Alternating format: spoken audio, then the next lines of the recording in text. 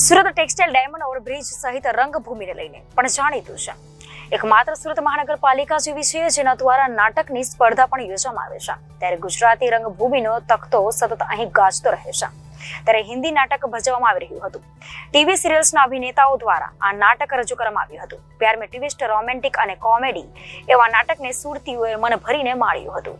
મુંબઈના હિન્દી નાટક સુરતમાં સંજીવ કુમાર ઓડિટોરિયમમાં લાવનાર બ્રિજલ દેસાઈ અને ટીના હાથીવાલાએ જણાવ્યું હતું કે ગુજરાતી નાટકો તો સુરતના તખ્તા પર સતત ભજવતા હોય છે, ત્યારે હિન્દી નાટક સુરતની નાટ્યપ્રેમી જનતા માણી શકે તે માટે આ પ્રકારનો પ્રયાસ કરવામાં આવ્યો હતો. સુરતીઓ કલાના કદરદાન છે, ત્યારે તેમના માટે કંઈક નવું મનોરંજન પીરસવા માટે આ પ્રયોગ નાટકનો રાખવામાં આવ્યો હતો, જે ખરેખર લોકોને ખૂબ જ પસંદ આવ્યો હતો. અમિત ઠક્કરે જણાવ્યું હતું કે હિન્દી સિરિયલના જાણીતા પાત્રો ગુલકી જોશી, અંકિત રાજ, રોમા અરોરા સહિતના પાત્રોએ અભિનય કર્યો હતો. પ્યાર મેં ટ્વિસ્ટ નાટકના મુખ્ય પાત્ર ગુલકી જોશીએ કહ્યું કે આ નાટકમાં કોમેડી, ડાન્સ સહિત રોમાન્સ અને તમામ એલિમેન્ટ છે. એરોગેન્ટ છોકરીની વાતના આ નાટકમાં રજૂ કરવામાં આવી હતી, પરંતુ છેલ્લા આ છોકરીને કેવી રીતે તમામ વસ્તુઓ અને દુનિયાદારીનું ભાન થાય છે તે અંગેની વાત રજૂ કરવામાં આવી હતી. સુરતી ઓડિયન્સ અને સુરતી ફૂડમાં લોચો સહિતની વસ્તુઓ ખાવાની બહુ મજા આવી છે. નાટકનો 5મો પ્રયોગ હતો, પરંતુ ગુજરાતીઓ સામે અને ખાસ સુરતી ઓડિયન્સ સામે નાટક રજૂ કરવાની ઘણા સમયથી ઈચ્છા હતી, જે પૂર્ણ થતાં ખૂબ જ ગર્વ અને હરખની લાગણી અનુભવું છું. હેલો, મારું નામ ટીના હાથીવાલા છે. હું પોતે એક ઇવેન્ટ ઓર્ગેનાઇઝર છું અને ઇઝી હોલિડેઝમાં માર્કેટિંગનું કામ કરું છું. આજે હું બીજલબેન સાથે જોડાઈને એક આ ડ્રામા લાવી રહ્યું છું, જે હિન્દીમાં છે, સંજીવ કુમાર ઓડિટોરિયમમાં. એનું નામ છે પ્યાર મેં ટ્વિસ્ટ, અને જેના કલાકારો છે ગુલકી જોશી, રોમા અરોડા, અંકિત રાજ, ઉર્વશી ઉપાધ્યાય અને અજયભાઈ પારેખ. અને આ હિન્દી ડ્રામા છે અને એની સ્ટોરી ઘણી સારી છે કે એક એરોગન્ટ, એક બિઝનેસ ઓરિએન્ટેડ છોકરી પોતાના મમ્મી પપ્પાને કહે છે કે મને અંબાની ફેમિલી જેવું જ ફેમિલી જોઈએ છે, પણ મમ્મી પપ્પા એને કઈ રીતે સમજાવીને ટ્વિસ્ટ કરીને એને શું કહેવાય મેરેજ માટે રેડી કરે છે કે નથી કરતા, એ આખું ટ્વિસ્ટ છે ને આ ડ્રામામાં તમને જોવા મળશે. ખૂબ જ મજા આવશે. તો આઈ વિશ કે તમે બધા પણ જુઓ અને માણો. Thank you. ઉર્વશી ઉપાધ્યાય.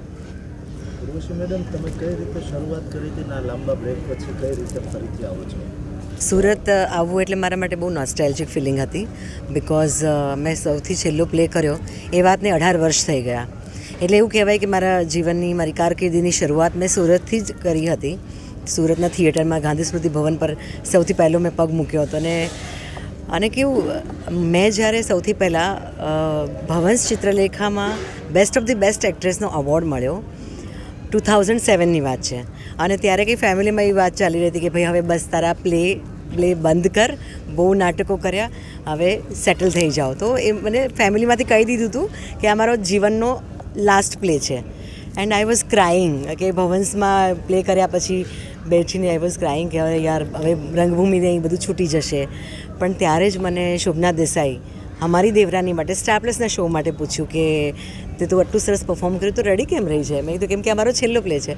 તો એ હસવા માંડેલા કે હા, તારા જીવનનો છેલ્લો પ્લે છે, કેમ કે આજ પછી તું ડેલી સોપ કરશે, સિરિયલ્સ કરશે. સ્ટાર પ્લસનો બહુ મોટો શો આવી રહ્યો છે અમારી દેવરાની, અને તને હું મેઇન કેરેક્ટર ઓફર કરી રહી છું.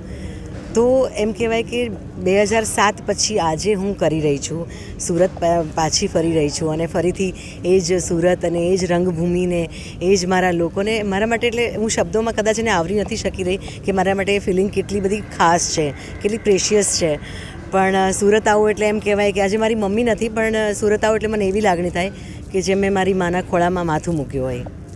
Amit Thakkar, casting director.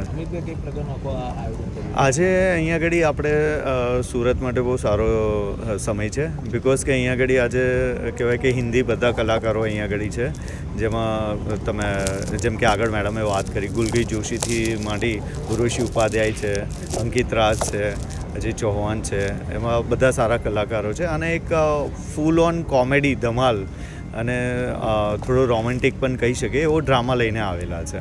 Reporter Arvind Rathod, Janadesh news, Surat.